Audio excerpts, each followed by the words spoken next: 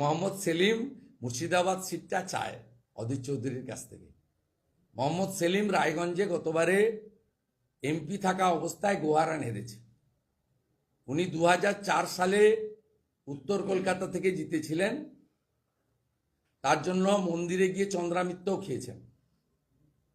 গত 19-এর ভোটে তিনি রায়গঞ্জের সাংসদ ছিলেন, ওখানে তিনি 1,85,000 ভোট পেয়েছিলেন এবং গোহারান হেরেছিলেন।